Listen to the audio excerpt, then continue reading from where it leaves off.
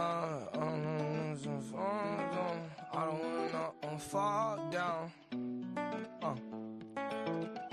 I ain't finna fall down. Fourth quarter, shorty, I'ma ball out. Don't go to work, baby, call out. Ain't no way, no stall now. I'm finna ball out. Fourth quarter, shorty, no call outs. Don't go to work, baby, just call out. In the bedroom, all out. Perks on the counter, I can't wait to take them. Blunts on the counter, can't wait to face it. Bad little bitch, yeah, she be my favorite. All my songs, they all on her playlist. I don't really know how to say it, but I'ma say it. I don't really know if she take it, but she can take it. I don't slow it down unless I'm in the Matrix. Presidential brain, that bitch like Sarah Palin. Here you go. I'm not the same nigga that I was a year ago. I thank God every day for it. It's a miracle. In the trap house, singing nigga spirituals, yeah. And Jemima, best believe I'm in the trap, gun at your lining. Pull up on him with the rollie, that's perfect timing. And I guess that means that the stars are lining. Gonna sing like CC Winans. Change shit just like the climate. Sit back in my seat reclining. I call that shit perfect timing. I'm in another country getting new money. My money at depression, yeah, it's blue money. Feeling like I had depression, I was blue or something. Until I smoke a pack and then I blew or something. Listen to the way that I flow on this shit, it's off the top like a wave cap. Pull up on the scene and you get knocked like the bass back. Put the Mac 11 bullet where your fucking face at. Eating good cocaine on a placemat, and that's where the bitch put her face at. Eating good cocaine on a placemat, and that's where the bitch put her face at. Move. Tu es connecté sur Move. I got some sugar, some sweetness. No beat, only sugar. All right? Try this one. Try this one. Move. DJ Muxa. I don't wanna fall down. I ain't finna fall down. Fourth quarter, shorty, I'ma ball out. Don't go to work, baby, call out. Ain't no way, no stall now. I'm finna ball out. Fourth quarter, shorty, no call outs. Don't go to work, baby, just call out. In the bedroom, all out. Perks on the counter, I can't wait to take them. Blunts on the counter, can't wait to face it. Bad little bitch, yeah, she be my favorite. All my songs, they all on her playlist. I don't really know how to say it, but I'ma say it. I don't really know if she take it, but she can take it. I don't slow it down unless I'm in the Matrix. Presidential brain, that bitch like Sarah Palin. Here you go. I'm not the same nigga that I was a year ago. I thank God every day for it. It's a miracle. In the trap house, singing nigga spirituals, yeah. And Jemima, best believe I'm in the trap, gun at your lining. Pull up on him with the rollie, that's perfect timing. And I guess that means that the stars are lining. Gonna sing like CC Winans. Change shit just like the climate. Sit back in my seat reclining. I call that shit perfect timing. I'm in another country getting new money. My money at depression, yeah, it's blue money. Feeling like I had depression, I was blue or something. Until I smoke a pack and then I blew or something. Listen to the way that I flow on this shit, it's off the top like a wave cap. Pull up on the scene and you get knocked like the bass back. Put the Mac 11 bullet where your fucking face at. Eating good cocaine on a placemat, and that's where the bitch put her face at. Eating good cocaine on a placemat, and that's where the bitch put her face at. Move. Tu es connecté sur Move. I got some sugar, some sweetness. No beat, only sugar. All right? Try this one. Try this one. Move. DJ Muxa. I don't wanna fall down. I ain't finna fall down. Fourth quarter, shorty, I'ma ball out. Don't go to work, baby, call out. Ain't no way, no stall now. I'm finna ball out. Fourth quarter, shorty, no call outs. Don't go to work, baby, just call out. In the bedroom, all out. Perks on the counter, I can't wait to take them. Blunts on the counter, can't wait to face it. Bad little bitch, yeah, she be my favorite. All my songs, they all on her playlist. I don't really know how to say it, but I'ma say it. I don't really know if she take it, but she can take it. I don't slow it down unless I'm in the Matrix. Presidential brain, that bitch like Sarah Palin. Here it go. I'm not the same nigga that I was a year ago. I thank God every day for it. It's a miracle. In the trap house singing nigga spirituals, yeah. And Jemima, best believe I'm in the trap, gun at your lining. Pull up on him with the rollie, that's perfect timing. And I guess that means that the stars are lining. Gonna sing like CC Winans. Change shit just like the climate. Sit back in my seat reclining. I call that shit perfect timing. I'm in another country getting new money. My money at depression, yeah, it's blue money. Feeling like I had depression, I was blue or something. Until I smoke a pack and then I blew or something. Listen to the way that I flow on this shit, it's off the top like a wave cap. Pull up on the scene and you get knocked like the bass back. Put the Mac 11 bullet where your fucking face at. Eating good cocaine on a placemat, and that's where the bitch put her face at. Eating good cocaine on a placemat, and that's where the bitch put her face at. Tu es connecté sur Move. I got some sugar, some sweetness. No beat, only sugar. All right? Try this one. Try this one. DJ Muxa. I don't wanna fall down. I ain't finna fall down. Fourth quarter shorty, I'ma ball out. Don't go to work, baby, call out. Ain't no way, no stall now. I'm finna ball out. Fourth quarter shorty, no call outs. Don't go to work, baby, just call out. In the bedroom, all out. Perks on the counter, I can't wait to take them. Blunts on the counter, can't wait to face it. Bad little bitch, yeah, she be my favorite. All my songs, they all on her playlist. I don't really know how to say it, but I'ma say it. I don't really know if she take it, but she can take it. I don't slow it down unless I'm in the Matrix. Presidential brain, that bitch like Sarah Palin. Here it go. I'm not the same nigga that I was a year ago. I thank God every day for it. It's a miracle. In the trap house singing nigga spirituals, yeah. And Jemima, best believe I'm in the trap, gun at your lining. Pull up on him with the rollie, that's perfect timing. And I guess that means that the stars are lining. Gonna sing like CC Winans. Change shit just like the climate. Sit back in my seat reclining. I call that shit perfect timing. I'm in another country getting new money. My money at depression, yeah, it's blue money. Feeling like I had depression, I was blue or something.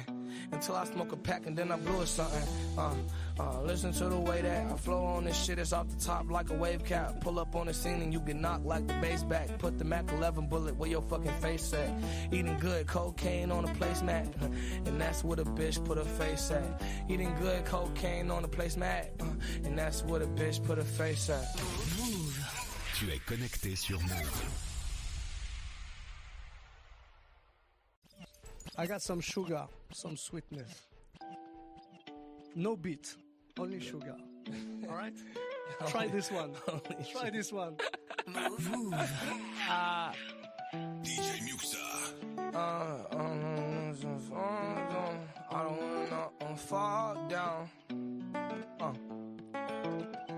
I ain't finna fall down. Fourth quarter shorty, I'ma ball out. Don't go to work, baby, call out. Ain't no way, no stall now. I'm finna ball out. Fourth quarter shorty, no call outs. Don't go to work, baby, just call out. In the bedroom, all out. Perks on the counter, I can't wait.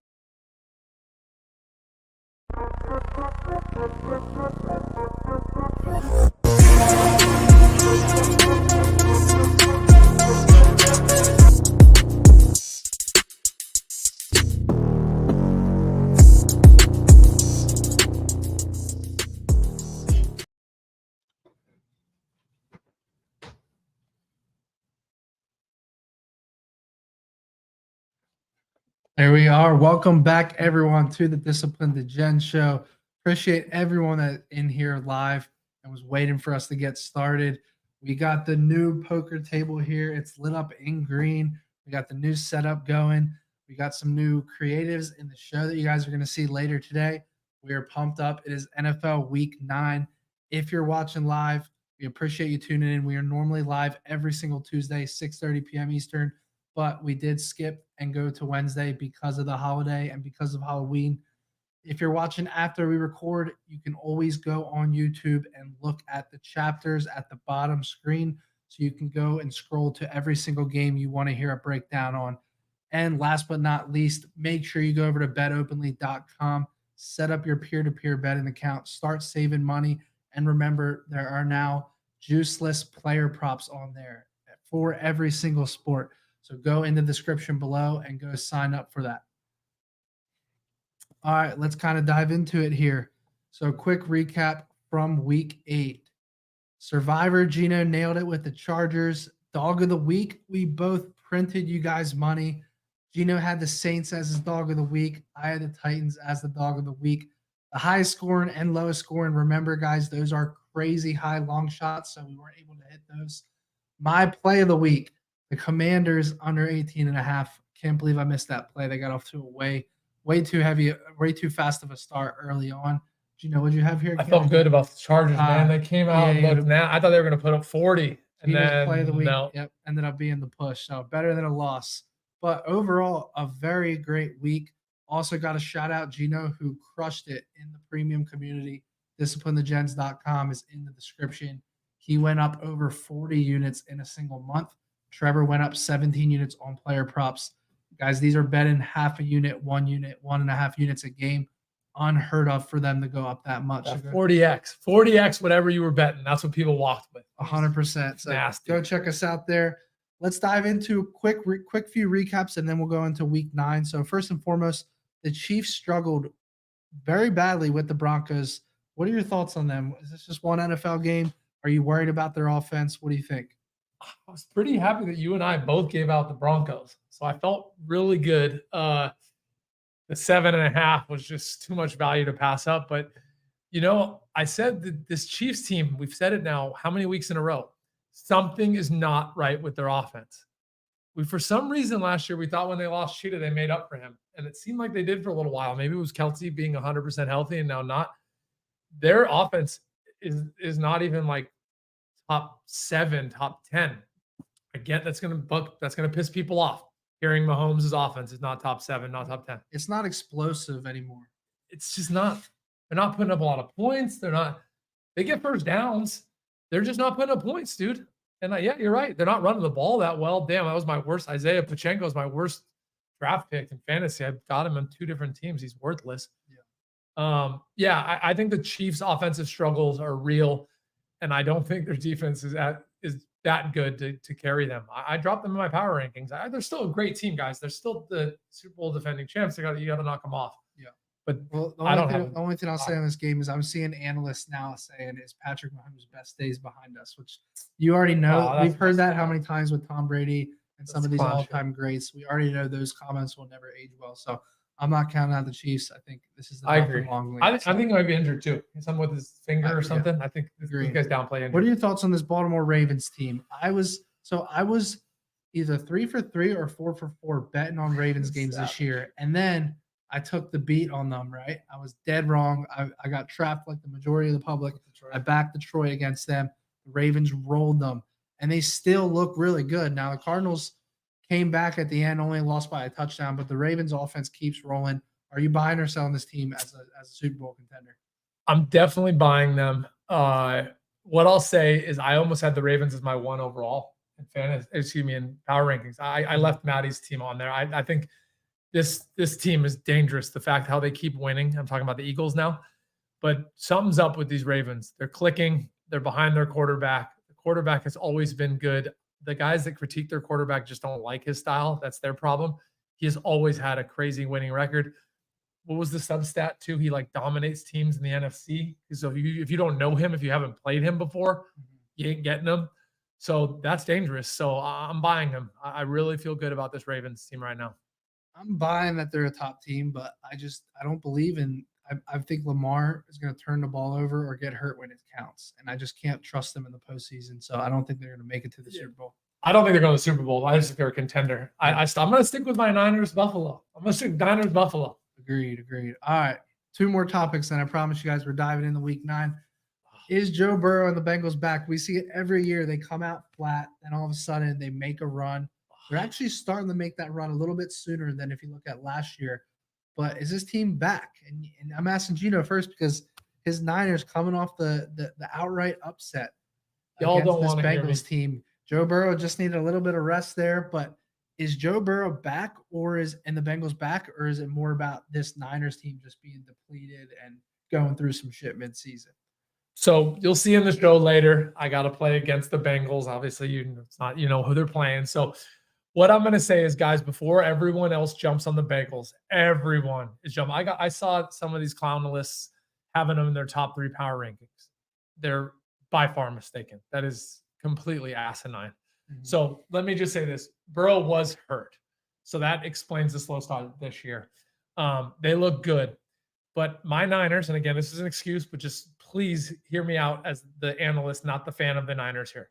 The Niners have now played 3 teams out of 4 once they play the Jacksonville Jaguars off the bye.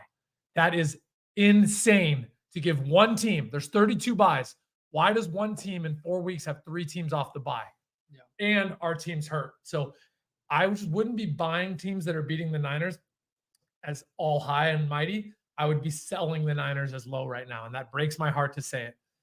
I watched that game 3 times. There was a bunch of 3rd and longs where the Niners completely called horrendous plays and Joe got him out of there. Yeah. It was a good win. They're a good team. I have them in my power rankings in the top 15 easily. Yeah. But they're not top 3. Well, I think it's important to understand out of this past game this weekend is, are you buying on this Bengals team, or is it more about the Niners just being down bad right now? Because now you turn around and look at this Bengals team, and they're a 1.5 point favorite against the Bills. And that's Sunday Night Football. So we'll talk about that here 100%. In a little bit, but it is something to think about. Last but definitely not least, GIno and the 49ers pick up Chase Young.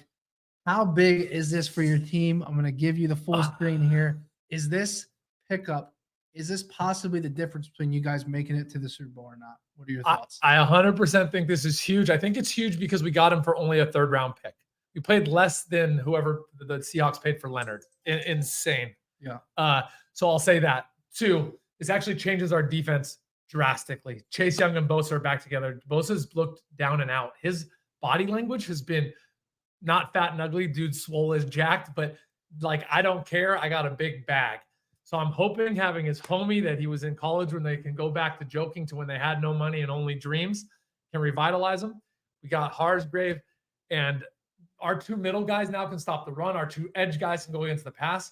We will only be taking 4 at the quarterback the rest of the year. Yeah. It's nasty. It's really going to let us play because we talked about this. Our secondary is soft. Yeah. So soft. So are my Eagles right now. It's scary how soft both our secondaries are. Yeah. We're going to be able to drop way more guys back because we need all 7 back there now. We can't do it. Yeah, we're going to talk about both our defenses here later on the show. But all right, you guys are here for the picks, so let's go into Week 9 NFL picks. We will start here with Thursday Night Football. Let's dive right into it. The Titans are the Steelers. Is that graphic wrong? It's wrong. My goodness. Steelers graphic is wrong. Steelers are home. The Titans are traveling to Pittsburgh. The Titans are a 3-point dog, over under 37. 66% of the tickets are on Pittsburgh in this spot, but the majority of the money is on the Tennessee Titans here. Now, Hopkins is already questionable after that breakout game last week, questionable with the toe injury. They also have 5 players on the IR right now. Steelers have some injuries. Minka Fitzpatrick out. Cameron Hayward on the IR. Kenny Pickett's questionable as well. Some trends to look at in this game. The under is hit in 14 of the Titans' last 16 games coming off a win. The Steelers, you ready for this one? This Pittsburgh Steelers team, 8-1 against the spread at home, coming off of a loss. So they're a very good bounce-back team at home. Remember, that graphic on the screen is backwards. This Pittsburgh Steelers team is at home with Mike Tomlin. And the Steelers 26-11 straight up at home, coming off of a loss in their last 37 games. Those are 2 pretty powerful trends. What do you like in this game, GIno? Yeah, I'll get a little analytical for the homies just for a second. So you got more tickets, the public on the Steelers. Home, prime time, off a big win, off a bye, off a bunch of good things going for them now, off a loss. Now it's time to bounce back. I'm talking about 2 weeks ago when they went to the Rams. Then you got more money on the Titans. Sharp money came in to balance this out. I'm going to scare you guys a second. The sharp money came in so strong that the public at 60-something% was not even able to hold the line at 3. Vegas chose to drop that line to 2.5. to get more money on Pitt just to balance it out. That's how exposed they are right now on Tennessee. I think Will Levis came in and showed the Titans what they have offensively, the talent. That was the DeAndre Hopkins game with 3. If you open up that secondary with deep plays on that Tennessee offense, so the homie Henry can run that ball, that Tennessee offense is nasty. They're aging. We get it. But they don't need to be that good. Their defense is that hard-nosed. And, oh, man, I think the Tennessee wins this game with 17 points. I'm sounding crazy, right? I could see a 17-14 win here for Tennessee, and that's 17-13 maybe if they don't get in 2 touchdowns. So Tennessee's – it's a true line. I have it as a pick 'em. So I'm getting plus 133 all day. And Tennessee is so unpredictable that don't take the points. They might get the doors blown off them, but you just give me that plus 133. I'm throwing the money on it. Yeah. So a couple of things to look at in this game. Number one, Mike Vrabel, even after Will Levis's game last week, even said he wasn't ready to name him the starter over Ryan Tannehill. But now today, as of 3 hours ago, remember this is recorded on a Wednesday, Tannehill was ruled out. There you go. Right. So he was originally questionable. He's ruled out as of today on a Wednesday. So Levis will be the starter, right? I think they removed Kenny Pickett from the injury report. So it looks like Kenny Pickett will be playing this weekend. This is a tough game to me. It really, really is. I just think that when I look at this game, I'm like, I like the plus money too, but those trends to me, right? The Pittsburgh Steelers at home, those trends are powerful when you're looking at what this Mike Tomlin-led team is able to do at home coming off of a loss. They're a great bounce-back team at home. Remember, this graphic is flip-flopped here, so the Steelers minus 2.5 at home. I think the line was 3, dropped down to 2.5. I know there's some sharp money there, but it's hard for me to not like Pittsburgh. I also, if you think about it, you see those young rookie quarterbacks that have big games when defenses haven't seen them before, and then they tend to regress. So it's hard for me not to like Pittsburgh here. I understand if you're going to take a stab at the plus money on the money line here, but I think if you play Pittsburgh here, you take the spread. And I think I, in my past life, lived in Nashville, Tennessee, because I don't know what it is about this team. They burn me every time I crawl back to them. I'm crawling back to them, and they're going to burn me. But I just cannot get away from what I saw offensively with their same hard-nosed defense. And if you can open up the run game for Derrick Henry, you can't stack the box when you got DeAndre Hopkins playing at full form. That's a very dangerous team against a Pitt who's been very questionable on offense all year. 100%. All right, moving on from this game, James in the comments says he's with me. He says, I'm with you, Matty. Give me Steelers on the money line. I said Steelers on the spread, so don't be paying crazy juice on this. This is a tough game. I wouldn't pay minus 130 on the Steelers here, but I do like them minus the points. All right, up next. Oh, we're already going. We're going on a Sunday morning. It should have been the first game, so apologize to everyone. No, that was Thursday. Oh, that was Thursday. Perfect. I'm tripping. We're good. First game of the slate, Sunday morning. We're going to Germany. Miami Dolphins are traveling there. Kansas City is the favorite at home, or not at home, but in Germany, minus 1.5 over under. Only 50.5 here. Very key number there for it not to be over 51 here. That tells you all you need to know about this Chiefs offense this year. Seriously. The Dolphins right now are number 1 in the NFL in scoring, and they're against a Patrick Mahomes-led Chiefs offense, and the over-under is only 50.5. Something to definitely look at here. So 55% of the tickets are on Kansas City in this game, but even more of the money is on Kansas City as well. 74% of the money so far have come in on Kansas City. Xavier Howard is questionable. That's a key injury there, groin injury. If he isn't able to go, that could be big for Patrick Mahomes. And the Chiefs are facing, ready for this? The number 1 ranked Dolphins offense, scoring offense, is up against the number 2 ranked scoring defense. Crazy, they're that good. Right? So that's how good Kansas City's defense has been this year. Their defense has led this team to where they are. What do you like in this spot? So let's call a spade right out of the gate. Who have the Dolphins beat this year? Let's take a look. They've gone into Chargers. Is that their best win? in hindsight, Probably. right? You could say beating the Patriots twice, it's tough in the division. You say that now that the Chiefs just lost to Denver. It I is mean, hard, the guys. I good know you're not- competition they've faced, right? Blown out by 28 against the Bills, blown out by 14 against my Eagles. Yeah. Chargers is their best win for sure. Chargers are best win, and then the division's, I guess, a good win too. So they're really good at beating shitty teams, right? That makes me scared. But what I will say, and this is a little piece of like a tidbit, Uncle Phil gave this out on Twitter earlier.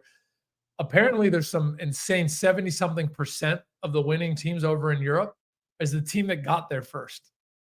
And the Dolphins got there. This is crazy to me, by the way. Who got there first?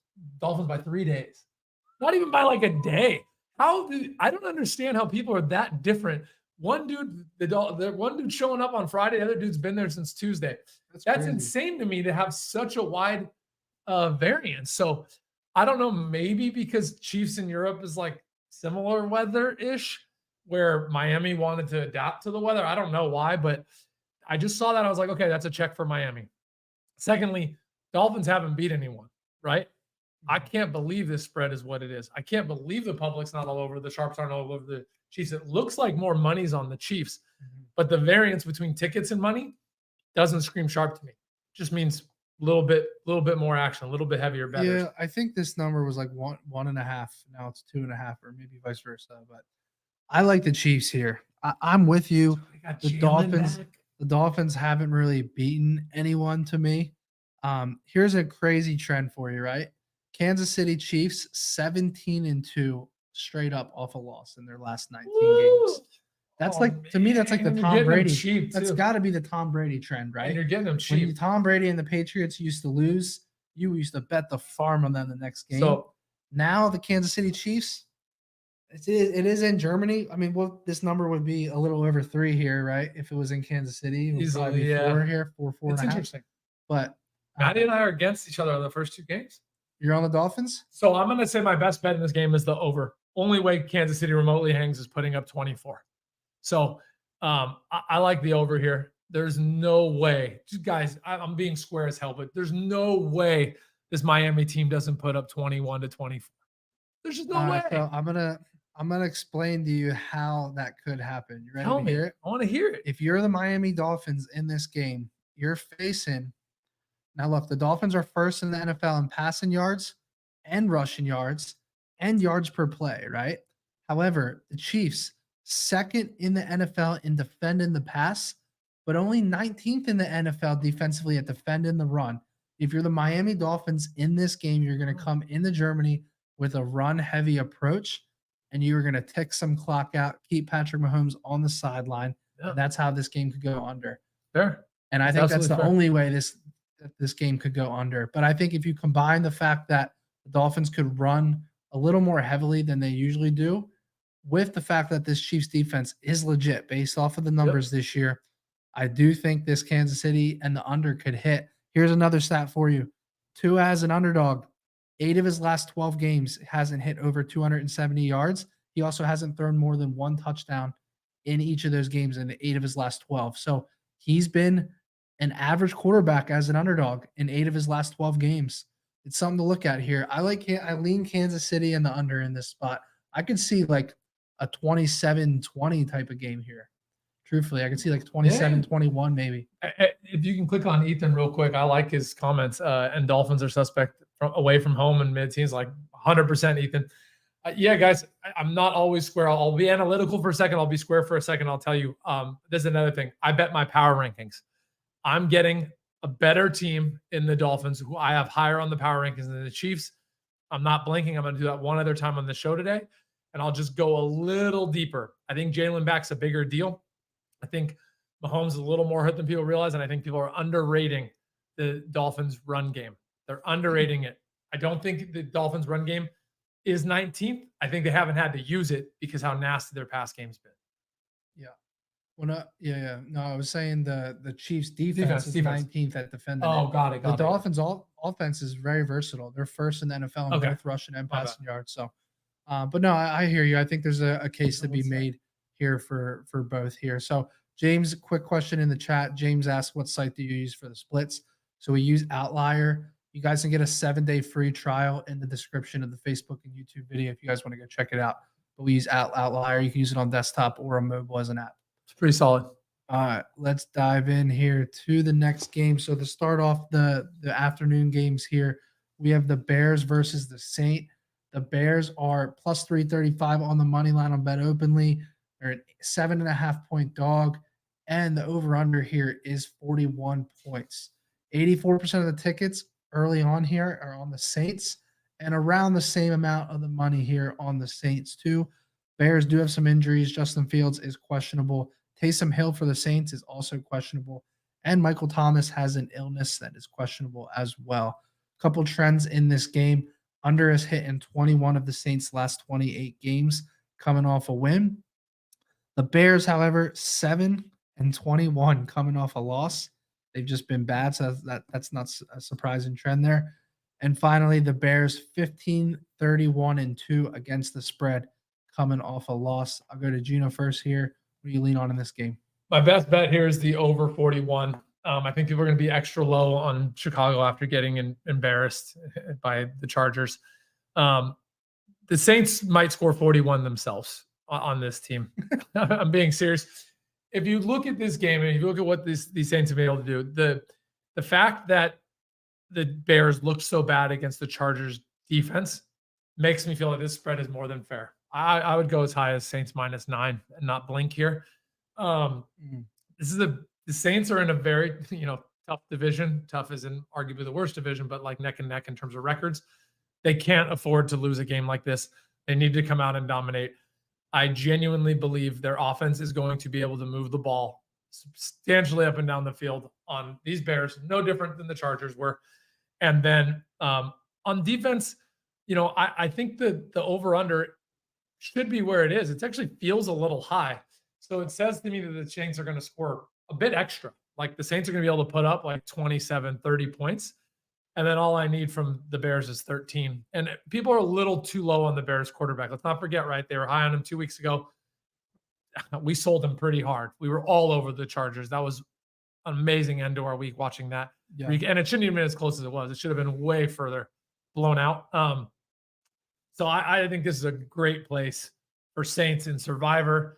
I think the Saints defense is going to look good. I think they jump out early here. You'll probably see me, when I'm smoking 6 to 12 seltzers before noon, I'll probably be betting Saints first quarter, first half, Saints team total over in the first half, stuff like that. So I'm going to have fun with this one. I think this is a really big mismatch.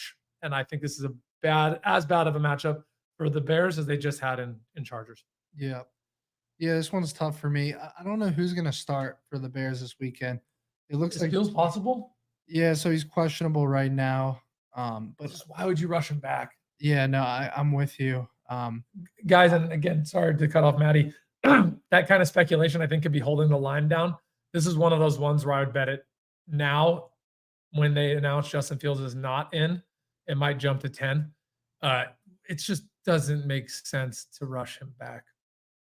Yeah, in my opinion. I mean, do you think the Saints have done enough to be an 8 to 10 point favorite against anyone, though? I mean, so they have one nice win, right? That 34-0 blowout against the Patriots. But other than that, I mean, lost to the Jags by 7, lost to the Texans by 7, lost to the Bucks by 17. The Jags are good. Lost to the Jags by 7 is good. The Bucks they lost to by 17.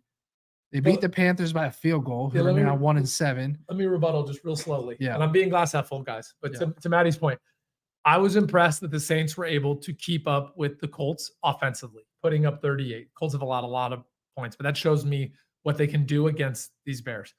I was pretty impressed with that game against the Jaguars. They were in it more than it shows. Jaguars are good. I got the Jaguars really high in my power rankings. Texans loss, I was pretty unimpressed, if I'm being honest. So I'll back Matty up there. And I was really unimpressed with the Buccaneers loss. So you're right. They're mid and their record's mid, aren't they? 4-4. Yeah. To me, I'm personally probably skipping the teams here. I do lean the over in this game. I just think these offenses, especially the Bears, they can put their defense in bad situations, and vice versa. I know Taysom Hill's questionable. We'll see if he plays, but I just think 41 here is maybe even get it at 40.5, but I think that's kind of a low total in this game. Even though GIno's pretty high on the Saints defense, I just they're very inconsistent to me. No, they are very. I'm high on them against crappy offenses. That's kind of what they. And they haven't show. played the most explosive offenses. Like I know they played the Jags, but like Panthers, Packers, Yeah, Bucks. their Panthers one Patriots. wasn't good either. They all, that division plays itself pretty tough. Agreed. So, all right. Some quick comments here. What's good, Mushroom MMA? Appreciate the love, What up, Ryan. All right, let's dive into the next game on the slate here. It is the Commanders and Patriots. Definitely the game of the week here. You get the mic on this one. Commanders plus 3.5 at New England, plus 166 on the money line at Bet Openly. Over under 40.5 here. 50-50 split on the tickets. More of the money so far is on New England in this spot. Patriots are really banged up. I counted today 21 players on their injury report here. So that's combined questionable, IR, doubtful, etc. But here's the thing. Patriots 1-6 against the spread at home coming off a loss. Under is hit in 33 of the Pats' last 48 games coming off a loss. However, this Commanders team, ready for this? This matchup in general, as this just shows you why this is the worst game of the week. The Commanders, 31st in the NFL in scoring defense. Patriots, 31st in the NFL in scoring offense. Lovely. So the question is, what's going to give here? Who do you like? This is a no bet for me, but guys, we give a play on every game, so you'll get a play from us. Let me just say this. The commies did a little bit of a sell-off. Thank you, guys. Appreciate Young. But can I really trust the Pats, like Matty said? No, I can't trust the Pats. If you made me fade the public here, which would I like to do, if I'm blindly betting this, I'm taking the 3.5 points. I did see little sparks of hope in these Commanders, what they did offensively versus Denver. What the Commanders, this is why the NFL is so crazy, guys, and I'm sorry for just being so emo. Dude, the commies on paper could have beat Philadelphia both games. Now they beat them neither, so the better team won. That's the difference of a good team and a bad team. The better team won. But do you know how different this week would be if they beat y'all twice? They wouldn't have sold off anyone. They'd think that it's their division to take. It's just crazy how much things change. And the commies quarterback, that's a young kid trying to make it. So my forced play here is Commanders plus 3.5 if y'all are making me do it, but I would rather not watch this game. Yeah. So a couple things for me in this game. Number one, I don't think the Patriots should be minus 3.5 against any team in the NFL. That's the scary part to me. Like they're that limited offensively that, minus 3.5 is super scary. So that's number one. Number two, if you look at NFL math, right? I always talk about MMA math and UFC, but if you do NFL math, the Commanders lost to the Bills 37-3, and then the Patriots go to Buffalo and win outright, right? Yep. So that's something, to put in the back of your head there. The way I look at this game is I just lean over. 40.5 is the total. I lean over here. I think as bad as the Patriots offense has been, they showed us 27 points in Buffalo. The Commanders defense has been bad all season. Let's pull up their schedule here, but my Eagles put up a lot of points twice on them. No, I know. Denver put up a gang of points and Denver doesn't score. Why is the number 40.5? It's because the Patriots have a good defense and no offense. The Patriots, we assume they have a good defense, but statistically, it's not that impressive this year. Look at the Commanders. Think their offense have been setting their defense up to fail. Commanders gave up 33 to the Broncos, 37 to the Bills, 34 to the Eagles, 40 to the Bears, 16 to the Falcons. That was a good performance in Atlanta. They held the Giants to 14. Whoop-de-doo. Eagles again, 38.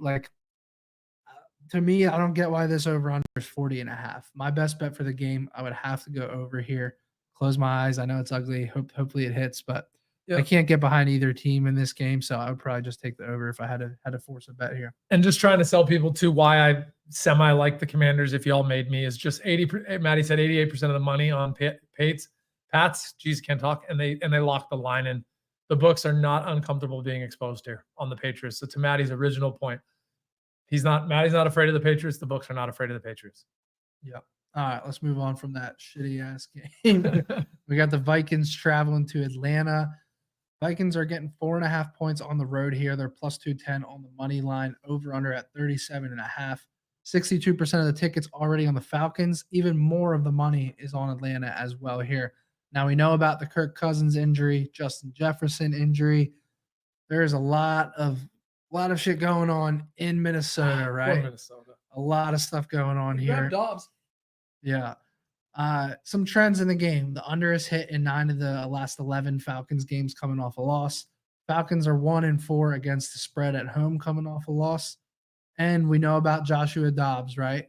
Just got traded to the Vikings.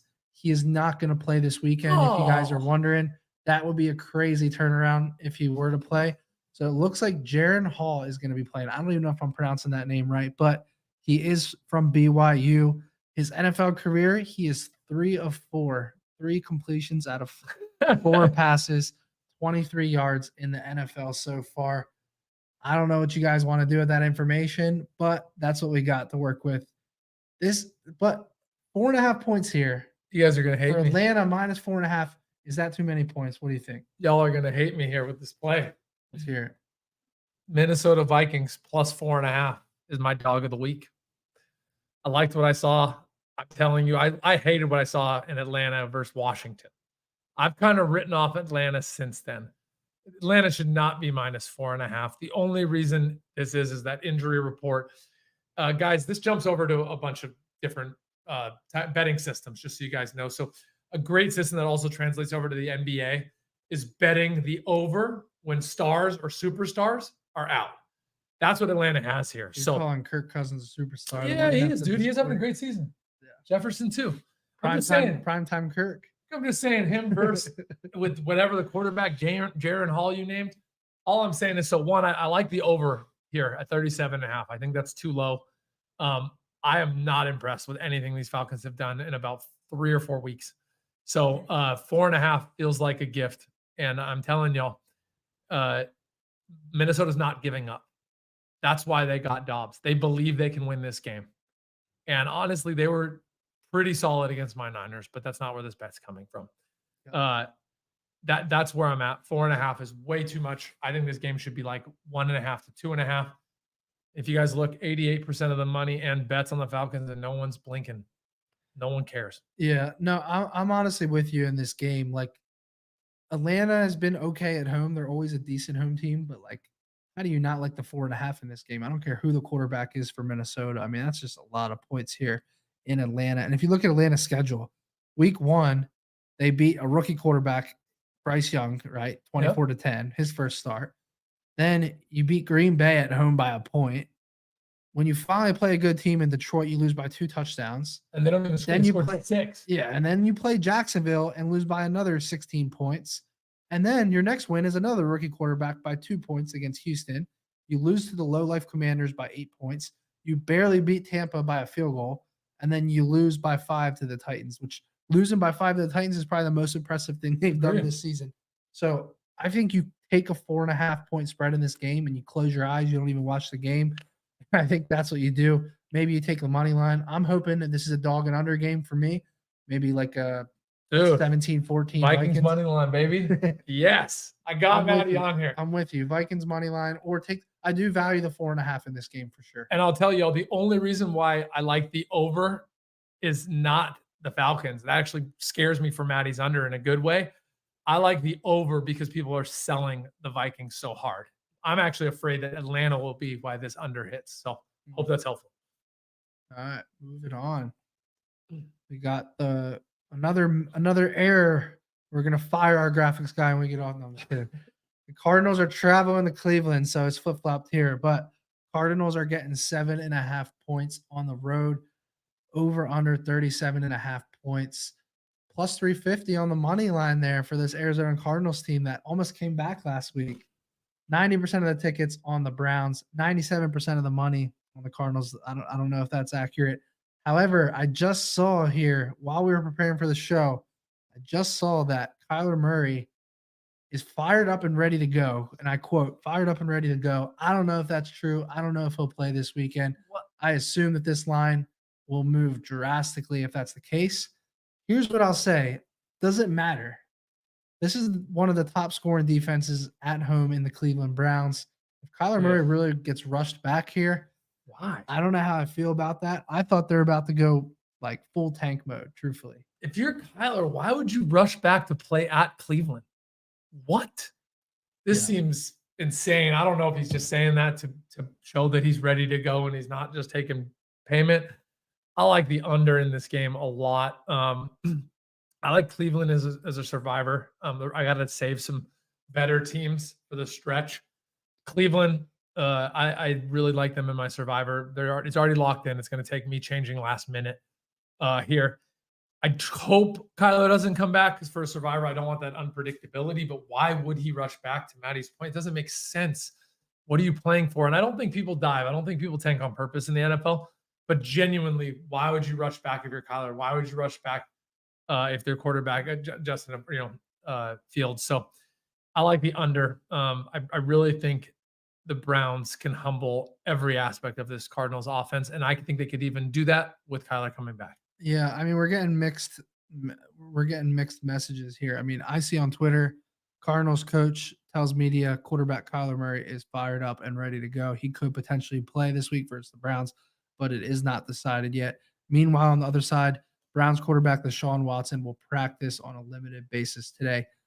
I don't think Murray should play. I don't know that he will play, but we'll see what happens. Let's not even spend too much time here. Yeah. It's too early in the week, guys, but check it out. Yeah. All right, moving on here. Good game. Seahawks versus the Ravens. It's a good game. Seahawks plus 230 on the money line. The spread is 5.5. The over-under is sitting at 42.5, 43 on some sites. 63% of the tickets are on the Ravens, but more of the money here is on Seattle. Seahawks do have a few injuries here. Ravens, you got J.K. Dobbins on the IR, a couple other minor injuries. Some trends to look at in this game. The under is hit in 4 of the Ravens' last 5 games at home coming off a win. And the Seahawks, ready for this? 5-12 against the spread on the road coming off a win. So they haven't been good after winning and then traveling after a win. I don't know why that is. It's a well-coached team, but that's pretty telling. So what do you like in this spot? Y'all know I'm NFC West. You know, I got nothing but hate for the Seahawks, but I don't like those points there, guys. The Seahawks team is arguably the best team no one's talking about. Now, I'm not saying they're the best team in the NFL. I barely have them scratching my top 10. Mm-hmm. But honestly, they're just solid. They're just a solid team that keeps winning games. They're currently in first place in the NFC West. Six is actually showing them a lot of respect. And I really like the 6. I don't think they win this game. I think the Ravens pull it out, but I do think the Ravens win by about 3 or 4. I would not even be that shocked if the Seahawks win this game, even after saying, like, I got the Ravens as my number 2 in power rankings, and I almost put them over Philly, but Philly's just too dynamic on how they keep winning. Yeah. But 6 is a lot, man. And we're seeing more bets on the Ravens. So the public's going to like the Ravens here. They just are going to. The East Coast bias, they're going to. The Lamar bias. But the sharp money is on the Seahawks, and it's pretty substantial, and it's holding this under 7. So, yeah, I'll be with the sharps here, firmly on Seattle, and I don't need any more points. I'm happy with the 6. Yeah, this one's tough to me. Initial read was Seattle when I first looked at the game. The Ravens is on a tear offensively, though, and I just visually see Seahawks turning the ball over in Baltimore. Like, I can't get that out of my head. You know what's interesting? Their best win, Seattle, is off the bye. They went into the Lions and won.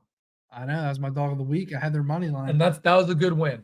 It took 3 fumbles for them to win that game, though. Yeah. But all I'll say is that hanging with that Lions offense, to me, tells me their defense can hang with Baltimore's offense. So, again, I really don't have Seattle winning. I don't want you guys to walk away saying that. But I wouldn't be surprised. I'm 100% taking the +6. There's just too much sharp money on this. This is a lot of points.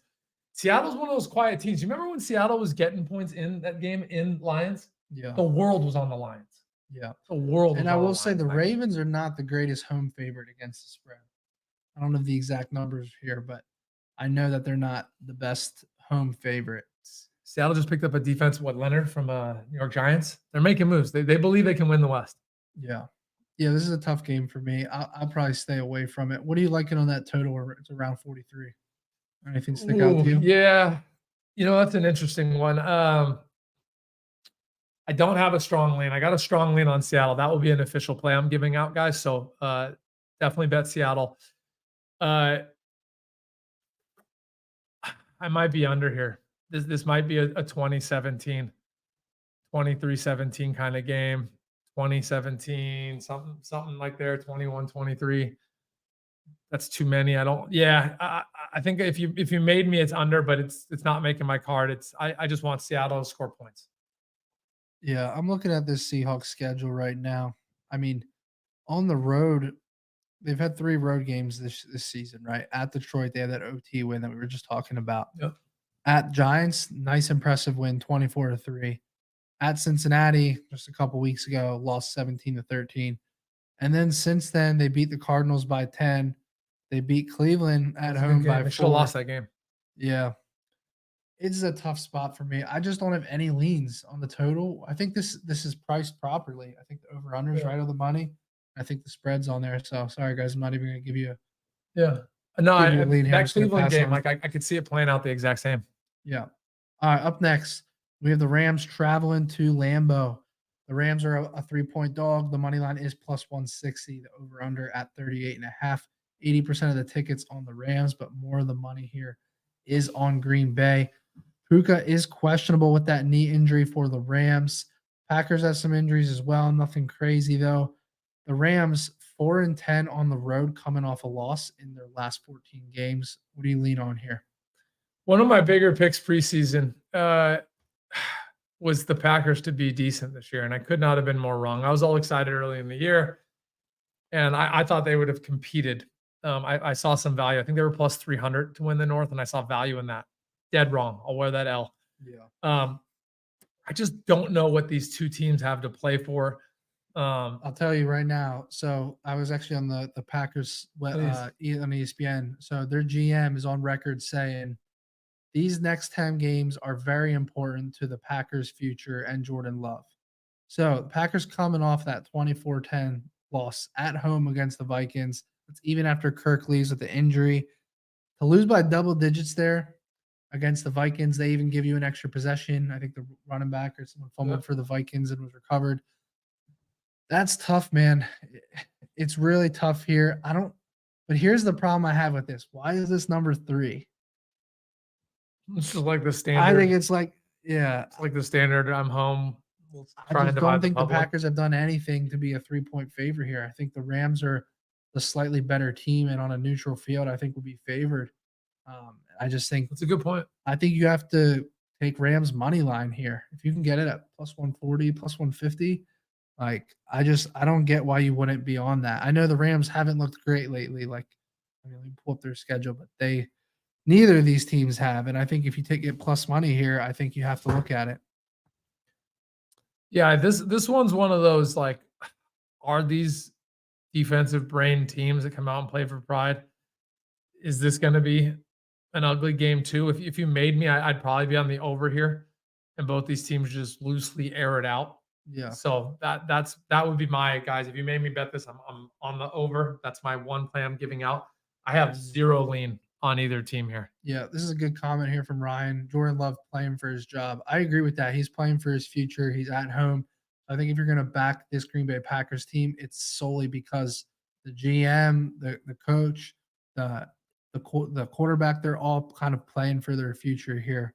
But when I look at the Rams schedule, like they've kept some games close, right? They only lost by a touchdown to the Niners early in the season, 23-14 loss to my Eagles. They beat the Cardinals by 17, but then the last 2 weeks, right? They lose to 23 points at Dallas. That could be more about Dallas finally getting it together. Honestly, they did look really good. But then that Pittsburgh loss at home, right? You lose to Pittsburgh by a touchdown in LA.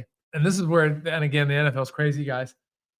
I thought the Rams should have won in Cincy on that Monday night. I want to say it was Monday Night Football, if not Sunday Night Football. Week 3. If they did, again, a long time ago, but they would have been 3-1 with the only loss to the Niners, who just always owned them. And it didn't. And they bounced back against the Colts. And it's been all downhill since then. Yeah, they got that one Cardinals win, but big deal. These last 2 weeks. And so what I saw is the Rams can't beat good defenses. That's what I'm seeing. The Rams keep losing to good defenses. So, and the Packers were supposed to have a good defense. I was buying the defense really early, and then I sold them super hard at the right time. Yeah, this one's a tough one for me. I'm going over all the way that there's some fireworks here because neither team has a lot to be conservative about. But that's just me. Like a nice 23-20, 27-23, something like that. The 39.5 feels nice. That 40 gets the job done. Yeah, and to be clear in this game, like initial read was Rams money line just on the value, but like I think, to answer my own question from earlier, Stafford and Puka are both questionable. Stafford right now, Coach McVay said earlier today, he won't practice today, but the quarterback remains day to day. So, I think that's why we're seeing 3. Like I think if you have Puka, who's pretty much your number 2 receiver, and Stafford healthy, I think this is a 1-point spread, or maybe even closer to a pick 'em. So this is a tough one for me. I would probably skip and pass on, but I can see the argument for both sides here. All right, moving on to the next game. Texans versus Bucks. The Buccaneers +3 on the road here. Seeing that right? Yeah, another game where it is flip-flopped. The Bucks are +3 on the road here. The over-under is 40. 67% of the tickets are on the Bucks here. 54% of the money, though, is on the Texans. Bucks are relatively healthy in this game. The Texans are absolutely depleted. Absolutely depleted. I think they have about 20 injuries right now. The under is hitting 17 of the Bucks' last 20 games coming off a loss. The Bucks are 3-9-1 against the spread coming off a loss. And the Bucks are 18-38 on the road off a loss in their last 56 games. What do you lean on here? Tampa Bay money line. Tampa Bay money line all day. I think that's backward too, right? It's in Houston, I believe. Yeah, I love Tampa Bay money line here. I was impressed with Houston earlier. I'm impressed with their quarterback. I'm impressed with their coach, D'Amico Ryan, who came from the Niners. But these Bucks, their defense is good, man. And if they can just have a halfway decent offensive performance, I think it's almost disrespectful to these Bucks and who they've played some really good games against. Their standout win to me is still their win versus the Saints. I know the Saints aren't that great, but just the way they beat them in the division. I think the Tampa Bay Bucks really frustrate this rookie quarterback. I think it's very disrespectful making them underdogs. This should be a pick 'em in my book. This is a no-brainer money line bet. I don't want the points. I would not be surprised. I might even sprinkle a little bit on the Houston Texans to be the lowest scoring team of the week. I like that. Yeah, I mean, we're going to learn a lot about CJ Stroud here, coming off of a loss. Now comes back home. Say what you want about this Bucks team. They're still first in the NFL in red zone defense, right? They stop people from scoring. Even though they'll give up the yards, they'll stop people from getting in the end zone. So as much as I could see this as a bounce back spot for CJ Stroud and the Texans at home, I do agree with GIno here. I think the value spot clearly on the Bucks money line. You get it +130 or whatever the number is. You kind of have to take that here. So I think it makes a lot of sense. And guys, I'm a bit of a broken record. So for those that come every week, we appreciate you, but you got to hear me say some things because they print me money. So I want you all to hear this shit. I always think if this was week 1, what will the line be? Am I getting or gaining value or losing value? Now, that does not mean I blindly bet it, right? There's injuries, there's teams that are underperforming, overperforming. But this to me is a chance where the Bucks are actually surprising me in a good way, and I'm getting them as a dog. That's kind of backward to me. It's because people have been pretty high on CJ and been pretty high on the Texans. So I'm surprised. I think the Bucks would have been -3, -3.5 week 1. Getting that almost flipped on its head. Bucks money line. It's a no-brainer bet for me. It's a solid unit. And we were both on the Panthers last week against the Texans. Yeah, so, that's a bad loss for the Texans. Right. No, it really was. So, all right, we'll see how that game plays out. It's not one that I'm super confident on, but GIno seems like that's one of his plays for this week. Without a doubt. All right, moving on here. I'm ready for this game. I got a play for you guys here. Colts are a 2.5-point favorite traveling to Carolina. The Panthers are +140 at home on the money line on Bet Openly. Over-under is 44.5. 83% of the tickets are on this Indianapolis team right off the bat. Now, some trends in this game. You ready for this? Panthers 1-6 against the spread at home, coming off a win. Not surprising, just because they lose and they don't cover a lot. Panthers are also 6-14 straight up off a win in their last 20 games.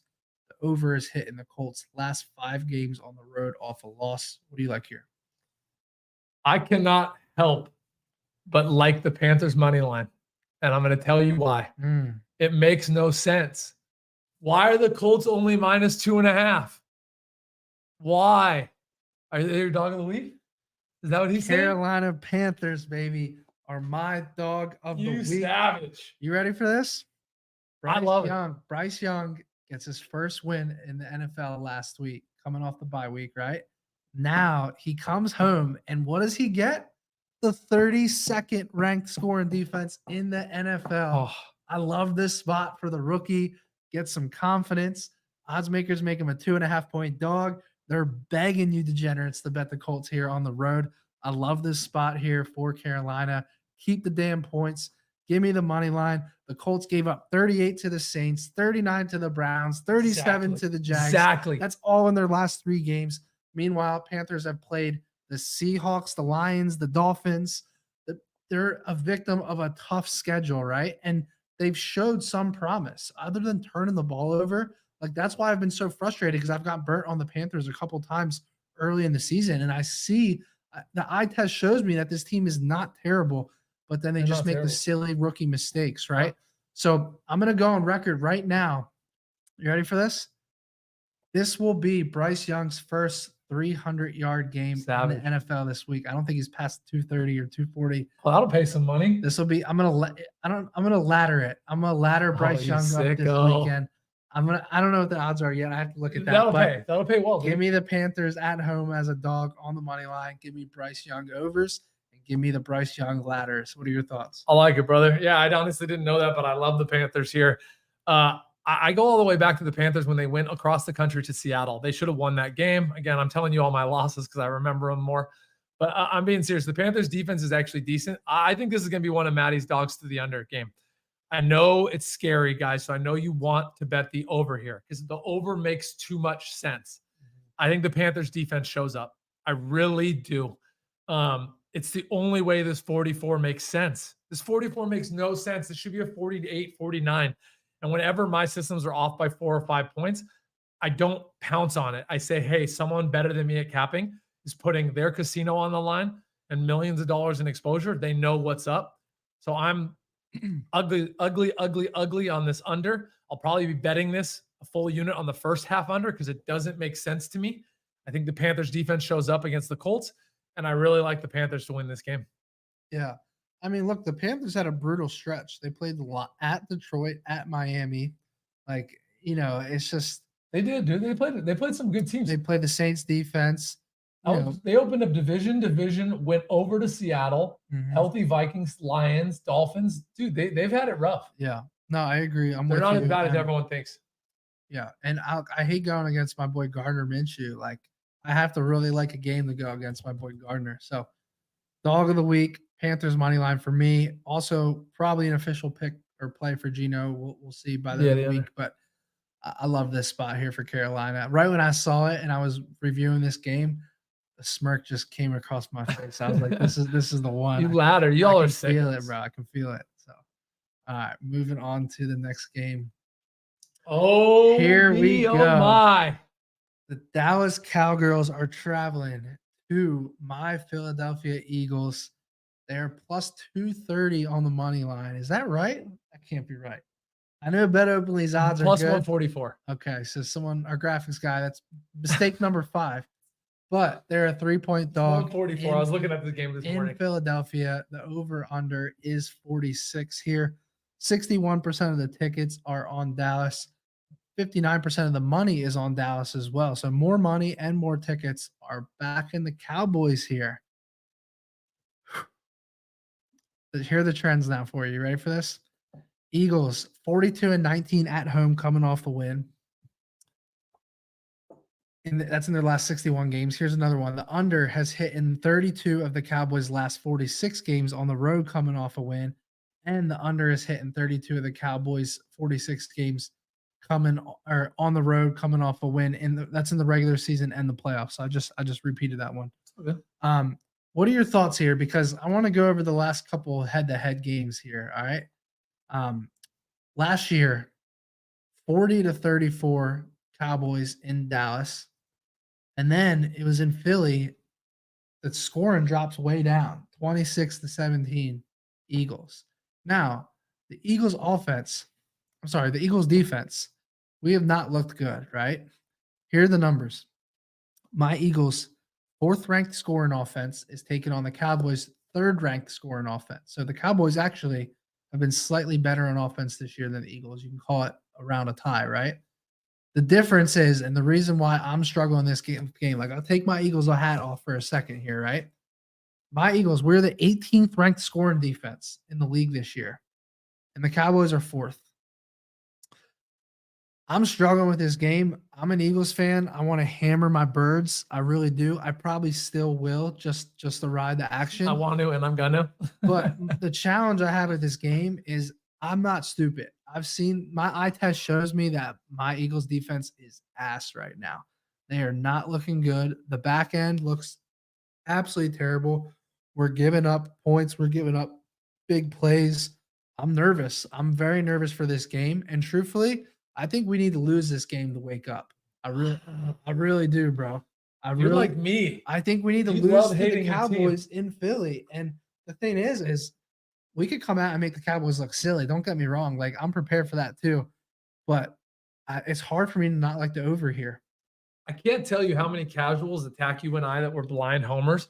If y'all listen to us, I bet against my Eagles. We're worse on our team. We're more critical on our teams than we are any team. So, okay, guys. I want to give you all the good, the bad, and the ugly, and I want to break this down. So, I think you're getting the Eagles here a little cheap. I'm being honest, guys. I think you're getting the Eagles cheap. Last time I said that, I gave you guys the alternative Eagles line, and it smacked. It was almost like plus 240, and it smacked. And I gave it out, and I literally said this verbatim. I'm telling y'all right here, there's probably one way I bet this game. It's the Eagles' alternative run line, probably going to be around -6 or something like that. And I'll tell you why. Again, the Eagles are cheap in this situation because the public is back high on Dallas. All they need Dallas to do is have one good game, and they're ready to crown them the Super Bowl champs. And I don't give a shit that the Dallas Cowboys beat the Rams. The Rams are pissed. What did they do before that? Give me the last few games. What have these Dallas Cowboys done this season? Let's go line for line, backward to forward. I don't care that they beat the Rams. It means nothing. Right, so weather in Philly this weekend, 63 degrees high, 43 degrees low, sunny and cloud. It's football weather. It's fine. It's nothing to worry Hanging about. out. All right, here's the Cowboys. Give me the Cowboys schedule backward. There you go. So, all right, Cowboys schedule. Last game, 43-20 win against the Rams. That's coming off the bye week. Yeah, so I'm getting the Eagles cheap because everyone's high on the Rams. I'm gonna keep saying that. They beat the Chargers in LA 20-17. Look at that. Lose to the 49ers 42-10. Barely beat the Chargers. They only scored. Hold on, real quick. Sorry, Matty. The Dallas Cowboys offense only scored 20 against the Chargers defense. And 10 against the Niners. Doesn't make me excited. Yeah. They scored 10 before that against my Niners. And they did smoke the Patriots. But a lot of that was because of turnovers. I think everything. Pick 6. Then they lost to Arizona. They did Arizona money line, baby. We had Arizona and the points in that game. And then they have 2 really good wins against both New York teams. So, guys, I'm sorry. I have not seen anything to make me high on the I had guys arguing with me that Dallas is top 5 power rankings. I said, what game made you determine that? The last one versus the Rams? Yeah. Nah, sorry. Eagles alternative money line. So you're telling me it's safe for me to hammer my Eagles? I'm telling you, -3 is a great bet. It's cheap. Take the -3. I'm giving out the -6.5 just to show confidence because too many people, they get behind the Dallas Cowboys. I think Dallas Cowboys can be good. You like this over at 46? You know, I do think you guys are going to be able to score on them. I'm just not that high on their offense. I'm just not high on Dak, and I've said that all year. He doesn't play good against good defenses. Yeah, but it's not a good defense right now. Yeah, no, it's a good point. It's a good point. Let's pull up the numbers. The problem I have, right, is I'm not worried about the run game. It's just the explosive plays we give up.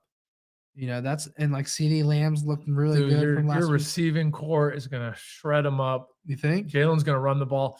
If you guys y'all like that ladder stuff, I'm trying to get into it now that we added single bet player props and added instant DFS on the bet openly. So I'm trying to do it.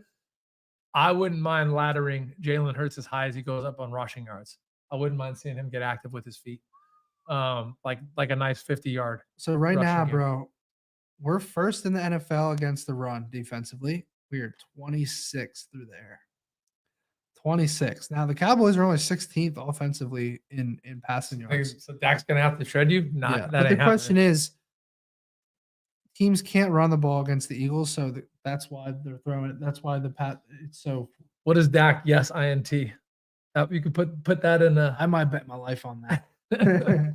That's the thing with Dak, though, is like he's either gonna come in and play really good or really bad. No, I get it. I mean, Dallas sees this is their division as much as anyone else's. Alternate line does make sense. Maybe you take the Cowboys minus points or the Eagles minus even more. I promised you guys I was doing this with power rankings. I got the Eagles as 1 right now, and I don't have Dallas as top 5. I have them like 6 or 7. I just can't believe you have the Eagles at 1 when my defense has been this bad. They just keep finding ways to win. I believe this is going to be the first staple win for you guys. This is when you all wake up. And dude, I'm telling you, your offensive coordinator, defensive coordinator, team's getting playing more. You keep winning. -3 is a gift, an absolute gift. Yeah, dude, that's like the default line at home. Come on. All right, It's gonna be a good game, bro. I'm gonna take it. Philly starches them. We got some good comments here from Jake. Philly starches them. I like it, Jake. From Ismail. It's not about a baby time Ismail. Dak has another bad game. I'm with GIno. I like it. Dak will blow it. He's gonna blow Dak it, guys. will blow it. This That's is the fine with perfect me. chance. I can already see the people talking about maybe it's just not Dak's team. Maybe the problem's always been Dak. He's so up and down. It's crazy. All right, we got to move on because we can spend an hour I know. on that game. All right, we are going Giants versus the Raiders here. It's criminal. A much more exciting game, right? The Giants are plus 120 on the money line, plus 1.5 on the spread, over under 37.5. 62% of the tickets are on the Raiders here, but more of the money is on the Giants. Under is hit in 12 of the Giants' last 16 coming off a loss, and the Giants are 23-49 straight up off a loss. What do you like here? Guys, this is actually one of my favorite unders of the week. I'm absolutely all over this. I actually don't think Jimmy's as bad as everyone else Jimmy's does. not playing. No, I know. I'm saying I don't think he's Yeah. bad. I'm saying it's not a solution. They're going to throw someone else in. They're going to be just as bad. Yeah. The Giants' defense is actually pretty good. I feel bad for them. Their offense is horrendous. You were telling me some stats you're looking at. Daniel Jones is over a half of touchdown. Yeah. I think Daniel Jones over under on passing TDs is like is 1 touchdown. Now, Like, granted, the over is like minus 240 or something, but the Raiders defense played good in their last game. It's hard to see that because they got so worked, but dude, they really did battle. I love this under. Yeah. This is, I said it earlier and I'll say it again. Maybe just on value is maybe I go Giants as the lowest scoring team with Houston. Throw 2 of those in, do a half unit each. I think you'd get some pretty high money, like 20-1. Yeah, so for those asking, the Giants quarterback is Aiden O'Connell. The Raiders quarterback is Aiden O'Connell. So here's what I'll say about this game. At first glance, right, I was so close to saying, oh, Giants money line here. Giants money line, the Raiders organization, done, right? Just completely done. Devontae Adams is pissed. The whole organization's pissed off. They look like shit. They're losing games they're supposed to be winning. They're the most disappointing team in the NFL this year, in my opinion. But then I started digging. I started looking around, right? And a couple things stuck out to me, right? And the Raiders, from what I've read and what I've seen, seem optimistic about this quarterback, right? Jimmy G's been benched. And then you go back and look at some of their losses. Brian Hoyer, 2 interceptions in their loss recently. Jimmy G interceptions. Okay. This team is not terrible. No, they're good on They're defense. self-inflicted losses. So if you have this O'Connell guy, he can come in and just play smart football. This is their game to lose. And you're getting to think about preseason. I mean, granted, preseason, the Giants were coming off of a good year. But preseason, you tell me the Raiders -2 at home, people are like, I can buy into that, right? So we are getting the Raiders at the absolute lowest That's spot a you good- can buy them here. And I think that this quarterback is going to come in. The team's optimistic. I think the Raiders could end up looking like an okay team at home here and get it done. And it's only -2. I So- 100% like the buy low here. I like they fired their coach because I don't ever think the coaching was the problem there. I'm still convinced Gruden should be there. But to Matty's point, you could not be buying the Raiders any lower, and we love buying low. We love buying low. So I'll throw you a bone there, brother. Yeah, I mean, look, the Raiders good. are 3-5. They're not ready to like throw their season out and tank here. They benched Jimmy G. Like I'm looking at ESPN right now in this article. Raiders will start O'Connell at quarterback. They're talking about how this team is ready to rally behind this guy. Their whole locker room. And again, maybe I'm reading too much into it, but I just think this is a cheap spot to get them at -2 here. And again, my initial read was all over Giants money line. But then you go back and you kind of look at this Giants schedule and you're just like, can I really even? Yeah, what have they done? I mean, the Giants, like I even have written in my notes here, like I was telling you guys, I was ready to take the Giants money line. The Giants are competing. 3-point loss to the Jets where they should have won. 14-7 win against Commanders. At Buffalo, at Miami, they kind of competed. I think everyone's going to be on the Giants here. I really do. The peak of the Giants season was when Waller's out for weeks. when they beat the Cardinals, and the Cardinals beat Dallas the following week. Yeah, and look, so the Giants, they had that 14-9 loss to the Bills. The Bills were coming back from London, where the team's coming back from London, kind of on that jet lag. Then it's a weird division game at home where they beat the Commanders 14-7. Then they blow that game against the Jets. I want you to put ourselves in their shoes for a second. They should have beat the Jets. They absolutely should have beat Right? And then they give up. They make stupid plays at the end of the game. They kick that long field goal. Then Zach Wilson comes down, gets somehow a field goal drive. They hit the field goal and they lose that game. I think that was a deflating loss for them. I think they could come into Las Vegas now. I'm starting to talk to myself into this being like a 2-unit play, bro. I'm really starting to get behind this Raiders team. If their backup quarterback can just not blow this game and play smart ball, I think the Raiders win this game easily. I'm just thinking about being in the Giants' shoes here, and like their season is over, bro. They have 2 wins and 5 losses. They're coming off of a huge swing game against the Jets team. I'm starting to really get behind this Raiders -2 as I'm probably the surprised best buy low spot of the week. And I was surprised the Giants didn't trade off more people than they did. Yeah, and this is a good comment here. The Giants lost their best D tackle. Darren Waller is out potentially for weeks. I'm seeing on their homepage here. I'm starting to buy into this Raiders -2. Can you get behind it? I can get behind the Raiders -2. All right. I'm now more nervous for my under than anything. The fact they got rid of so many people, but I do think they have a pretty good defense. Yeah. That's the only thing I've liked about this Giants all year is the defense didn't blow it. Yeah, no, for sure. Question in the comments: what are our thoughts on the Germany game, Miami versus Kansas City? You can scroll back and look. We did break down that game already, but my initial lean was Kansas City in the under. I think GIno likes Kansas City in the over. Am I right? Miami in the over. We're Miami, opposites. Miami in the over. We're complete opposites on that game. All right, moving on here. What's this? This is Sunday Night Football? Yes. No, not yet. No. That's, Okay. this is a 4:00 game. Yeah, this is still 4:00 here. Where is this game on my Ooh. Chargers and the Jets here? Oh no, this is Monday night. Oh, so we skipped. Go to the Sunday night, which is Bills Cincy. There it is. There we We'll go. Go back. All right, cool. Area number 6. All right. The Bills are traveling to Cincinnati. They're getting 2.5 points on the spread. It looks like 1.5 right now. Money line plus 180. That looks like an error as well. Over under 49.5. Maybe you can pull up the money. It looks, I believe the money line's around plus 130 here for the Bills.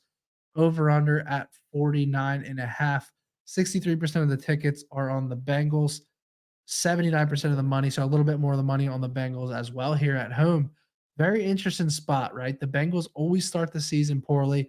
Then they start the comeback on mid-season and late season and make this huge run. This is a crazy spot, guys. Just weeks ago, the Bengals were a bottom 10 team in the NFL. Now they come out and put one good performance out. And next thing you know, they're favored to beat the Buffalo Bills. I get that it's a home game, but something to look at here. Some trends in the game. Bengals have won their last 9 games at home coming off a win. That has to have a lot to do with this number here. Bengals 4-1 against the spread versus the Bills in their last 5 games. So they have this Buffalo Bills team's number. And the under has hit in 15 of the Bengals' last 21 games coming off a win. What do you like here, Gino? I got my best bet as the Buffalo Bills money line. I'll tell you guys why, and I'll dive into it. So, one, I do think people are a little too high on Cincy when they should be lower on my Niners. So that's number one. At that exact perfect time, I still think people are writing off the Bills. They're still saying, hey, the Bills aren't right. They're not this, they're not that. And they're critiquing the Bills, even though their record's good. What is the Bills? Where is it? Yeah, These Bills still beat Miami. The Bills are 5-3. They're 5-3, right? So the Bengals are now 4-3. Yeah.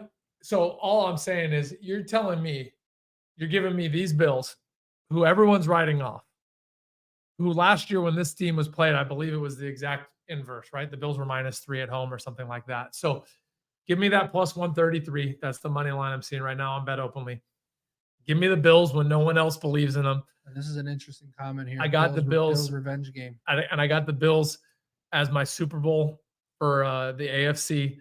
I like that everyone's writing them off. I feel like they show up in big games and they do not show up in little games. I don't understand it. But plus 133, it is my best bet.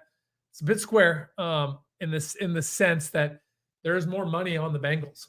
So, but I don't feel like the gap between the number of tickets and money is sharp money. So I say a bit square. I'm going against the money, but it's not square. I'm not against sharps here. I genuinely believe the public has bought this up. They are way high on Joe Burr.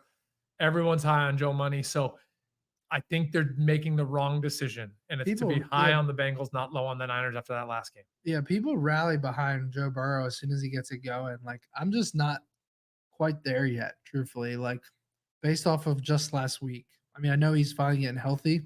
Something to think about, though, in this game. You're getting the Bills at their lowest, losing to the Patriots, and then you're getting the Bengals at their highest. Like, to me, this is Bills' money line. Yep. It has to be. The only reason I don't love it is the Bengals just have the Bills' number. Like, we already talked about those trends. 4-1 against the spread versus the Bills in their last 5. And they've also won their last 9 home games coming off a win. So when the Bengals put it together, they put it together. So to me, I think the value is clearly on the Buffalo Bills here on the money line, but I'm definitely not in love with it. I don't know that this will be an official play whatsoever here. So appreciate the comment here from Alan. I think the analysis is spot on. Bills versus Bengals. I think something is wrong with the Bengals this year altogether.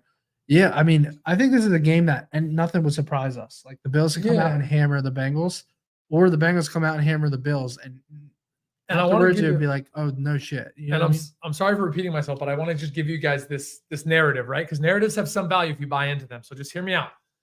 The Niners have, after they played Jacksonville, they've played 3 teams off the bye. The Bengals were able to get Burr healthy off the bye, preparing for the Niners for 2 weeks, and these Niners were beat up. They were beat up by Cleveland, beat up by Minnesota, and now beat up by the Bengals. So I think people are making a mistake, and they're elevating the Bengals when they should be deflating the Niners. And then you have the Buffalo Bills, who everyone's hating on, and they have now had a chance at an all-time low off a loss to the Patriots. So I cannot believe I'm getting this. I'm surprised this is not a pick'em. I think it's only not a pick'em because 80% of the money, 60% of the tickets on the Bengals. So anyone out there that wants to fade the public, this is my official best bet of the week. This is my official fade the public play. The public is giving me 30 points of value where I shouldn't be getting it. And that's how I see this game. I think it should be a pick'em. Yeah, I'm with you. All right, moving on to Monday Night Football now. Last game of the week. I kind of like this game. Yeah. Chargers traveling to the Jets. The Chargers are -3 here on the road, over under 40.5. 59% of the tickets are on the Chargers, even more of the money on the Chargers here. Public are selling the Jets in this spot. Not a ton of trends yet in this game since we're a lot of days out here, but what do you think here? The Chargers do have some injuries. Gerald Everett is questionable. We know about some of the Jets injuries. Randall Cobb's questionable as well. What do you think of this game in this spot? Yeah, Chargers have some hope now, right? They've gotten a chance to revitalize. Oh man, back to back in prime times. What I would say here is I believe this game kicks off around 4.5 on the Chargers. So if you like the Chargers, bet it now. I do like the Chargers. I just hate going against home dogs in prime time. I really like this Jets defense, but home dogs in prime time is almost a dead system. I've showed you guys that it's negative the last 2 years if you bet it blindly. So it's a 10-year profitable system that's now negative. It's hard for me, right? People are going to be high on the Jets, but man, let's not forget who the Jets came back to beat. A very, very bad New York Giants. So I can't believe they won that game. and good on them winning I had it, Jets right? -3, and I was so happy to get a push there. Yeah, I like the under in this game. I think the Chargers hold the Jets to next to nothing. I think the Chargers offense shows up. I think after this game, people are going to say, okay, these Chargers are a playoff team like we thought they were. Really? Yeah, and it's going to be square side. So bet it now, guys. It's going to be 3.5, 4.5 by kickoff. Maybe 4.5 is too much, but 4. Yeah. Yeah, to me, I would just take the under in this game, truthfully. And the Jets defense in prime time has been pretty good as well. Yeah. But no, I definitely like the under in this spot. I mean, I like a nice little 16-13 grind out game. This under feels Even nice. 2017 gets it done. Yeah, and guys, at 40.5, that's a gift. This might kick off at 38. Yeah, 100%. All right, let's move on to a quick recap. GIno's Survivor. I'll let you go ahead, GIno. Yeah, I like Cleveland here. I think I think this game kicks off higher. I do not think there's any reason for Kyler to come back. I know Arizona has little flashes in the pan, but this is going to be very hard for whoever the quarterback is in Arizona, Kyler or not, to go into this Cleveland. They're coming off a tough loss in Seattle. They're not going to want to lose back-to-back games. And I know I say want, but it's the NFL. I just think you're getting a really balanced run game and a really balanced defense at home. It's a great spot for Survivor. And Cleveland still has a lot of tough games left, so I actually want them off my slate. Dog of the week, Carolina Panthers, baby. I love this spot. I told you guys just a little bit ago, and we're going to bring my boy Trevor on here shortly. I'm going to ask him straight up if we're going to be laddering my boy Bryce Young this weekend at home against the 32nd worst defense in the NFL. After he got his first win, he's confident. He's back home. He's facing a bad defense. Keep the damn points. Give me the Panthers on the money line. What's your dog of the week? My dog of the week is those Minnesota Vikings. Ugly, right? I'm selling Atlanta here, really. I'm also buying Minnesota a little bit, but I like that they went out and got Dobbs. It shows they're not throwing in the towel to the fan base. I know he's not playing, but I just like that they are bringing him in. So overall, I think they win this game with defense and run. I've been really low on Atlanta for a couple weeks now. That spread is way off. Take the 4.5 points, though. I do think there's one that Matty can get paid on, but I'm taking the 4.5. And that's all I got there. And then I think the Saints might hit that over in the game. That's why I have them as high as scoring. This will pay Do you know big. what the odds are? I was looking earlier, but here I can pull it up. It's all good. Yeah. Just everyone on the show knows the highest scoring team and the lowest scoring team Of the entire Sunday. These are massive long shots. These are like my UFC exact outcomes. This 20 is to 1, probably 25 to 20 1. to 1 on both these. So these are just small sprinkles we do for fun. Yeah, and both of those are over 20 to 1. They're actually not even in the top 3 for both the team selections. So there's a high. They're 20 to 1. They're parlays in themselves, exact finishes. Yeah. And then go with your player. Yeah. My best bet, and honestly, it's not a crazy 2 or 3 unit play. It's just the best bet for the sake of the show. But I'm gonna go with the over in the Eagles-Cowboys game. The one thing that does concern me is generally that game is a little bit lower scoring in Philly than it is in Dallas, just based off of past results. But I can't ignore the fact that my Eagles defense just doesn't have it on the back end. I think Dak is going to have some success in the game. And I also think in crunch time, the Eagles will be able to put up points. So I'm taking the over 46 in that game. GIno? Bills money line. I like Bills to win this game by anything as high as 7 to 10 points. I think they're going to be up most of the game as well. I believe their defense is going to frustrate Cincinnati. I like their defense, and I think their offense is going to bounce back. Let's not oversell the Bills just because what the Patriots did. The Patriots have their number. They play a lot, et cetera, et cetera, et cetera. It's just one of those. It's like a Denver, Kansas City. So I cannot believe I'm getting plus 133. I want to thank the public for over betting that and getting me 33%. of ROI where I don't think I deserve it. I think it should be plus 100. I'm surprised that one's not your dog of the week. Yeah, no, it's my best bet. Yeah, no, I like it. All right, let's get and bring Trevor on. Please, in the chat, guys, make sure you drop in your DFS, your fantasy football questions, anything relative to player props. Trevor can answer them for you. Trevor, before you get started, I have to ask you, am I crazy to be taking Bryce Young this weekend and the Panthers? So maybe the Panthers skill positions here in this spot. I love Thielen in this spot. Like Thielen's going to be in a great spot. You just see he continues. We bet him last week. He continues to get like peppered with targets. Here's the crazy spot. I think this game's going over. So I like both offenses here. I think JT has a big day against, Carolina has no run defense. I'm curious to see where they set Young's lines at. He looked really good coming out of that bye, right? You can see him getting a little more comfortable. I'll be interested to see if if we can get his line around 200, 210, even 220.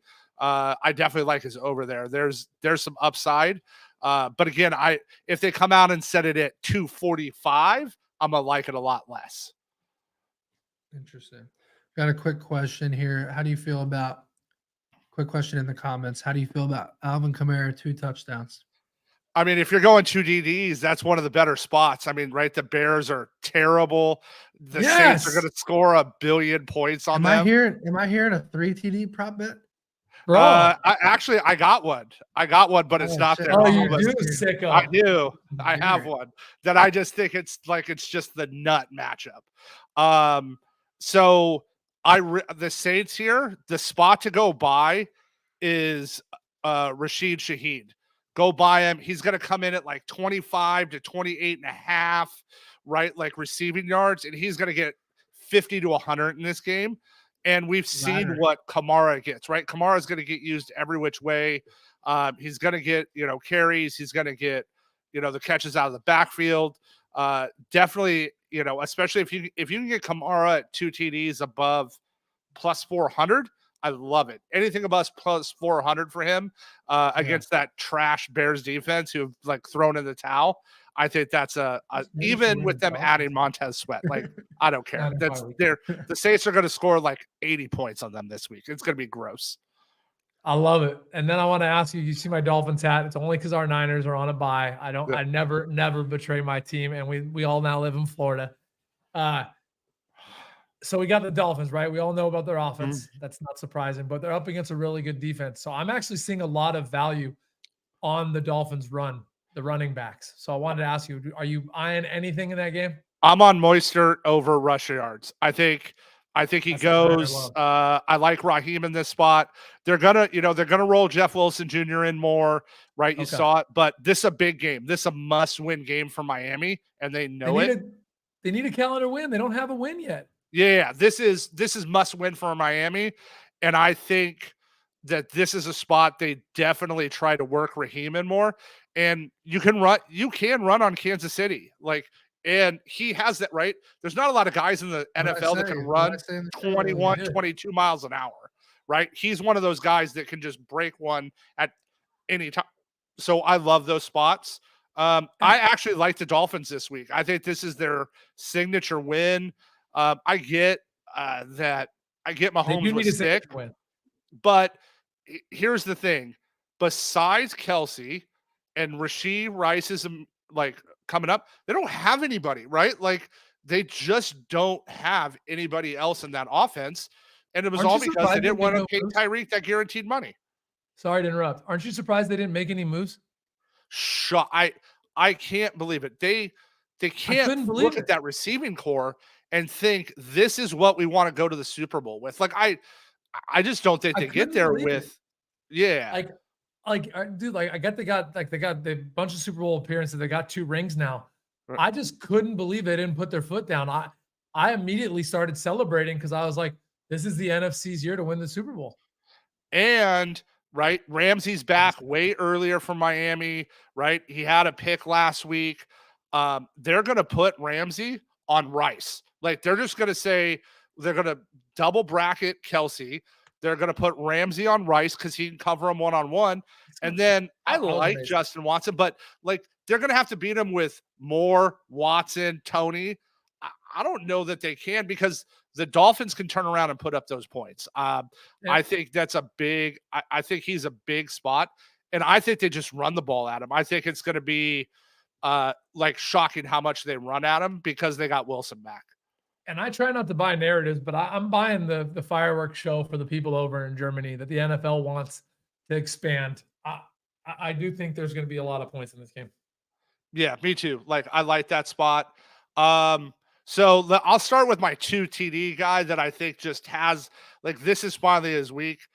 If any of you follow me on Twitter, you will know I've been begging for the Falcons to bench Ritter all season and start at least Taylor Heineke because he at least can like make a 12-yard out throw. He can sling the ball. I think this is Drake London's week.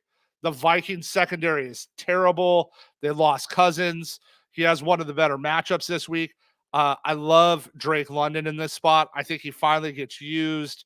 I can see him going 8-1-10 with 2 TDs. Like I love Drake this week. I think they finally get using him because they got a guy that can actually throw the ball now. So I love that spot. I'm going to talk about your Cowboys-Eagles game. Your Eagles secondary in terms of fantasy is the worst team in the NFL. Wow. They have, from a worse not than from the a, from a fantasy standpoint versus wide receivers, like just versus wide receivers, they're giving up 372.3 fantasy points. That's 40 more than the Commanders and 50 more than the Niners. So, like, just from a fantasy perspective, they've given up the most receptions. They've given up the second most yards, and they've given up almost and next to the Commanders, the second most TDs. I think CD is going to feast this week against them. Like, I think CD has another monster game. Now, I also think they pick Dak once or twice. Like, I don't know that Dallas can beat him, but from a straight fantasy point, I think they feed CD all day. Like, I think this is a spot to feed him. I drafted AJ Brown, so I'm so high on him that he's been performing. Yeah. AJ's going 125 again. Like he's going 125. He's breaking the records. Like that's just going to keep rolling. There's no stopping that right now. There's no, in my opinion right now, there's not a player on either side of the ball in the NFL playing better than AJ Brown. Like there's just not. Like I think he's playing the best. So physical in his positioning and his routes. Like like honestly, he just. I want to see a huge. I know we laddered Devontae last week and we hit nicely on that. Even though he lost 100+ yard by a fucking yard. Don't even get me started. Oh my God, bro. I want to tell you, I laddered it up to 125 on my, I didn't put it as official picks, but I laddered it. I hit it 100, 110, 125. Matty's like, I had 195. Yeah, I had to. And I was sick about that yard, even on the 101. Yeah. I'm waiting for that 2 TD game from Devontae where teams just go all in on AJ Brown and like, we're not letting this guy beat us. And then that game's coming. I see a question on Devontae. I don't know yet. I want to see the lines. It's still early. So, right, like follow our Twitter, get in the Discord, ask me about him. But I like that game. I think it's a great spot. I can't believe they didn't flex that game to the Monday night game, right? Like, why would you not flex them out of the Chargers and Jets? But whatever. I don't think they flex different days. I only think they flex from afternoon to Sunday night. Yeah, it was just one of those, like, they should have flexed it. So let's talk about that, the Sunday night game. Real quick, I want to cheerlead for you. Just real quick. So anyone listening, guys, Discipline to Gens is a free Discord too. So y'all can go in right now. You can ask questions. There's plays in there. There's people in there. Matty hypes that to the moon. We share. I think we give out a few picks, but we give out a couple of weeks. So 1, we don't only sell private DD. So that's number 1. 2, Trevor, I wanted to cheerlead for you that you went 17. You were up 17 units. Guys, 17 units in 1 month, betting props, laddering, having a blast is insane. I know y'all are numb to it because all you see is dudes hitting 50-unit bets. But the way we bet half-unit plays mostly, 1-unit plays, to be up 17x, whatever you're comfortable risking, that's how it needs to be seen. 17x, whatever you're comfortable with, Trev gave you back. So don't only think that DD is just this show and it's a paid community. We have that, but there's also a free channel, free sweat station. We share plays. So there's something for everyone. So I just wanted to cheerlead real quick.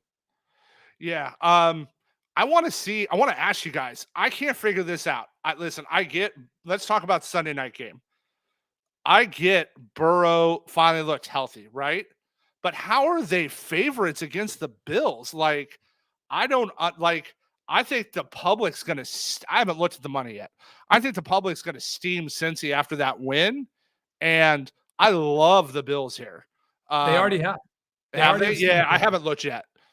Oh, yeah. They've already done it. They're at 83% of the money and 70% of the tickets. So the variance between tickets and money is not sharp. It's just more everything on Cincy.